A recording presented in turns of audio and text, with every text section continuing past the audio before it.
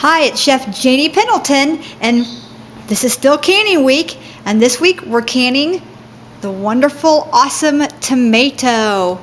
Yes, the tomato is brought to you by one of my great uncles, and he developed the cure for tomatoes when they were dying off. I think it was sometime just before, during the Depression. The tomato had a disease and it was carrying through all the heirloom tomatoes, and he found a cure for it. So we now have the tomato today, thanks to my uncle, who also, by the way, went to Purdue University. So what we're going to do today is we've got these wonderful, wonderful cherry tomatoes that I've just sliced in half from my garden. I mean, look at those. Aren't they just beautiful? I'm almost done here, but just beautiful. And what you do is you just pop off the green top here, slice it in half, throw it in the thing. If you have a whole tomato like this, these are early girls, just cut out the center piece here and then slice it and chop this up and then add this to the pot as well. Now we're going to save the yellow tomatoes for eating, so we're going to kind of set those aside. And remember, a little tip for the tomato, turn them on their tops like this and they'll finish ripening if they're not done ripening. And you can pick a green tomato that has a little bit of red on it and it will continue to ripe upside down just like this. Okay, so we're just going to take these down, rinse them off really well. I am organic. I do not use anything as far as pesticides or fertilizers go. These are 100% organic. But a lot of you have, I've taught a lot of you how to do vertical gardening, and these tomatoes are from my vertical garden. So that's it that I know about tomatoes. Any tidbits that you know on tomatoes or any hints, gardening tips, anything about tomatoes, leave a message below so that you can share it with all of us, okay? And so right now what we're going to do is we're going to finish doing this and we'll be right back. I just love tomatoes, love tomatoes.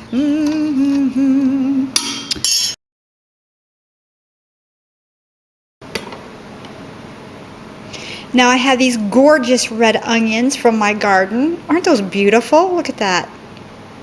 Okay, and I'm just going to chop them into however fine you like. A nice chopped to kind of fine is perfect for me. And we're just going to add 3 or 4 of those into the pot. And you can add as many as you like. That's how many I like. So that's probably equivalent to a cup and a half, maybe at the most. But like I said, you can double, triple that. It's whatever you like. Okay, we've got the rest of the tomatoes all cut up. Now this is about 6 quarts of cut up cherry and regular tomatoes from the garden. Okay, and here I did not have any of my green peppers that turned out. And that would have really added some nice color to this, a nice Christmassy, wintry color. But I didn't have any of that. So I do have my dehydrated orange peppers and yellow and red peppers. So I'm just going to open this up and I'm going to add, and remember this is dehydrated. So 1/4 cup of this probably equals a cup. So I'm going to add about 1/2 cup of these, I think, in here. And we'll be right back. Now to our mixture, we are going to add 1 cup of loose brown sugar, not packed, but just loose brown sugar. And kind of stir that in a little bit. That will help get the juices flowing in here. We'll add a little bit more than that in just a minute when we taste it. We'll see. To every cup of sugar, we're going to add a cup of white distilled vinegar that has at least 5% acidity. Now to that, I've got some ground cardamom seed, and I'm just going to add a little sprinkle of that. I like the flavor of it. You don't have to have it. Here I'm adding my garam masala. You can get this at Berry Farm Foods. I'm just adding about a teaspoon of that. You can use allspice if you'd like, but I like the Indian spices myself. Here I'm just going to add 2 teaspoons of canning salt. And again, we're just going to keep blending this in with each addition. I like a little bit of heat. You don't have to use this, but I'm going to add a few dashes of the red pepper because after all, this is chili sauce. And mostly we eat this on our ham and beans, our canned ham and beans for the winter. Add a little bit of that. Don't have to add too much, but I do like the heat.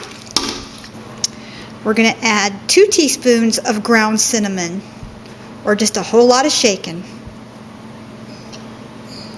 That's plenty right there. I don't like it to be too cinnamony. Okay, now here I'm going to add a few dashes of ground cloves. And I like cloves, so there you go. It's one of my favorite spices. You can adjust this down to whatever you like. Here we're going to add a few dashes of ground nutmeg. And finally we're going to add about a teaspoon of ground mustard, ground dried mustard. Now we're going to give this a really good stir. We're going to put this on the stove. Remember, you could also put fresh herbs in this. The only thing you don't want to put in this is ground sage or any type of sage. The reason being is that ground sage gets kind of a bitter taste when it's been in canned storage. Now, I sometimes will use a tiny bit of it in chicken dishes or like in a chicken soup or something, or even in my meatloaf, but you're really not supposed to. Not when you're canning. Okay, we're going to go ahead, we're going to carry this over, we're going to put this on the stove, and we're going to simmer this for an hour and a half. And when this heats up for about 2 or 3 minutes and starts boiling for about 2 or 3 minutes, you drop this back down to a simmer, take a clean spoon and taste test this.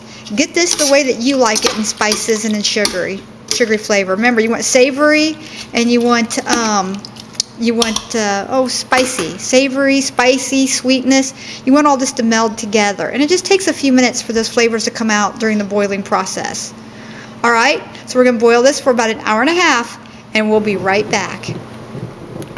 Okay, we've filled all of our jars just like I taught you to on the other videos, and we've got this in a boiling water bath, 1 inch to 2 inches of water. I usually go an inch, inch and a half over the tops of our pint jars. These are pints, by the way.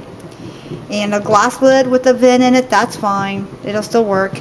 This is in a 14 to 16 quart stock pot works. Or you can get a fancy water bath canner. In the bottom, I just have a roasting pan rack in here. And that works as long as the air and the bubbles get up underneath the jars. Okay, now, when we get it a nice bubbly boil like that, I'm sorry, let me wipe you off. When we get to a nice boil like this, then we want to start our time at 25 minutes.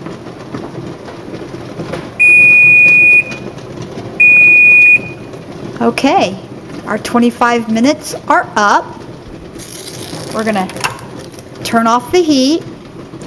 We're going to let this settle down for about a full minute. And then we're going to lift it up carefully so we don't scratch our glass top, and we're going to sit it over here on another burner. Okay, we've just got this set over here on another burner. We've left the glass top on for a minute. Now we're going to let this sit and rest for about 3 to 5 minutes.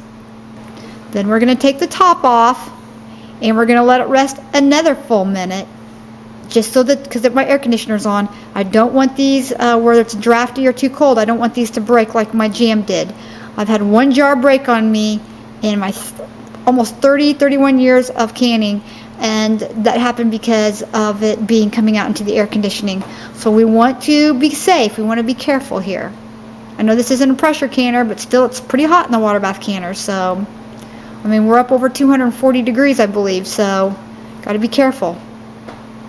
When you open this too, you want to open the lid away from you so the steam doesn't hit you in the face.